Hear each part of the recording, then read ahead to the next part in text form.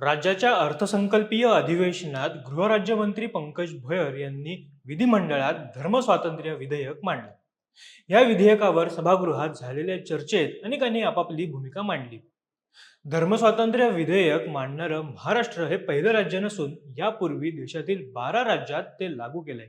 यामागे कुठल्याही एका धर्मासाठी किंवा धर्माविरुद्ध नाही, तर सर्व धर्मांसाठी हे लागू असल्याचं मुख्यमंत्र्यांनी देखील म्हटलं. विशेष म्हणजे या विधेयकास उभाठाने सुद्धा पाठिंबा दिला असून भास्कर जाधवांनी याविषयी आपली भूमिका विधानभवनात मांडली. मात्र काँग्रेसचे अस्लम शेख असतील किंवा शरद पवार गटाचे जितेंद्र आव्हाड देखील असतील, यांनी मात्र विरोधी भूमिका घेत अल्पसंख्याकांचे लांगुलचलन केल्याचंच पाहायला मिळते. याच दरम्यान जितेंद्र आव्हाडांनी केलेल्या वक्तव्यामुळे जोरदार शाब्दिक खडाजंगी झाल्याचंही यावेळी पाहायला मिळालं. आव्हाड नेमकं काय म्हणाले आणि विधेयकास विरोध करणारे नेमकं काय म्हणतायत, जाणून घेऊया आजच्या व्हिडिओतून. नमस्कार, मी ओमकारमय, कॅमेरा आहे जयेश पाटील. संविधानाने आपल्याला अधिकार दिले आहेत, पण सर्वोच्च न्यायालयाने सांगितलं की आपल्याला कुठल्याही धर्माचा अवलंब करण्याचा अधिकार असला तरी केंद्र सरकार स्तरावर याबाबत कायदा करण्याचा विचार आला होता.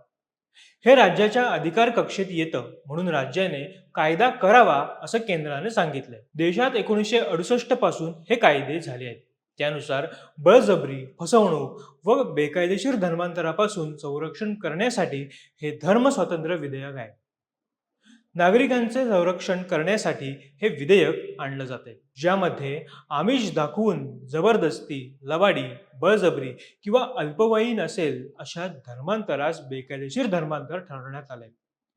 विधेयकात तरतूद केली आहे की बेकायदेशीर धर्मांतराद्वारे केलेला विवाह हा रद्द घोषित केला जाईल. यातून जन्माला आलेला बालक हा आई ज्या पूर्वाश्रमीच्या धर्माची असेल तोच मुलाचा धर्म मानला जाईल. विशेष म्हणजे या विधेयकानुसार धर्मांतर करताना त्याची पूर्वकल्पना दिली नाही तर ते देखील बेकायदेशीर ठरवलं जाईल. रक्ताच्या नात्यातील कुठल्याही नातेवाईकाला तक्रार देता येईल. याशिवाय पोलिसांना वाटलं तर सुमोटो अधिकार तक्रार घेण्यासाठी देण्यात येत आहे. अपराध घडला असेल तर 7 वर्ष कारावास, 1 लाख रुपये दंडाची तरतूद आहे. तसेच अज्ञान, SC व ST असेल तर 7 वर्ष कारावास व 5 लाख रुपये दंडाची शिक्षा होईल. सामूहिक गुन्हा असेल तर 7 वर्ष कारावास आणि 5 लाख रुपये दंडाची तरतूद आहे. मात्र दुसऱ्यांदा तोच गुन्हा केल्यास 10 वर्ष कारावास व 5 लाख रुपयांच्या दंडाची तरतूद असेल. धर्मस्वातंत्र्य विधेयकावर अधिवेशनात चर्चा सुरू असतानाच जितेंद्र आव्हाडांनी छत्रपती शिवाजी महाराजांच्या राज्याभिषेकाबाबत वादग्रस्त विधान केलं. त्यामुळे सत्ताधारी आमदारांनी कडाडून आक्षेप घेतला. विधेयकावर बोलताना सुद्धा आव्हाडांनी आपली भूमिका मांडत धर्मस्वातंत्र्य विधेयकाला आमचा विरोध नाही, पण हेतूला आमचा विरोध आहे अशी भूमिका त्यांनी मांडली. काँग्रेसचे आमदार नितीन राऊत आणि इतर विरोधी पक्षनेत्यांनीही अशी भीती व्यक्त केली की हा कायदा मंजूर झाल्यास लोकांकडून कायदा हातात घेण्याच्या घटनांमध्ये वाढ होऊ शकते. काँग्रेसचे आमदार अस्लम शेख यांनी देखील म्हटलं की हे विधेयक संविधान आणि वैयक्तिक गोपनीयतेच्या अधिकारावर परिणाम करू शकते. धर्मस्वातंत्र्य हा संविधानाने दिलेला मूलभूत अधिकार आहे, पण त्याच वेळी बळजबरी, फसवणूक किंवा आमिषांवर आधारित धर्मांतराला आळा घालणे हीही तितकीच मोठी लोकशाही जबाबदारी आहे. जर खरोखरच स्वातंत्र्य, समानता आणि न्याय या मूल्यांवर विश्वास असेल तर बेकायदेशीर कृत्यांवर नियंत्रण आणणाऱ्या कायद्याला विरोध करण्याऐवजी त्यातील त्रुटींवर विधायक चर्चा अपेक्षित आहे. मात्र काही नेत्यांची भूमिका पाहता ती तत्वनिष्ठ वाटत नाही, तर केवळ मतदार संख्येच्या गणितातून आलेली राजकीय सोय वाटते.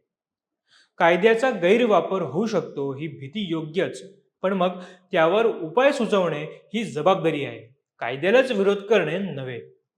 अन्यथा समाजात चुकीचा संदेश जातो की काही घटकांसाठी नियम वेगळे आणि इतरांसाठी वेगळे.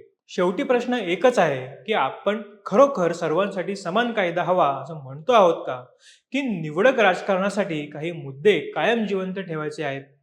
जर उत्तर पाहिले असेल तर प्रामाणिक चर्चा आणि संतुलित दृष्टिकोन हाच पुढचा मार्ग आहे. अन्यथा हा विरोध केवळ लांगुलचालन म्हणूनच ओळखला जाईल. महाराष्ट्र धर्मस्वातंत्र्य विधेयक विधानसभेत मंजूर झाले. लवकरच विधान परिषदेतही एकमताने मंजूर होईल यात शंका नाही. काय वाटतं तुम्हाला हे मला कमेंट करून नक्की कळवा. व्हिडिओ आवडल्यास आमच्या फेसबुक पेजला लाईक आणि यूट्यूब चॅनलला सबस्क्राईब करायला विसरू नका. तुर्तास धन्यवाद.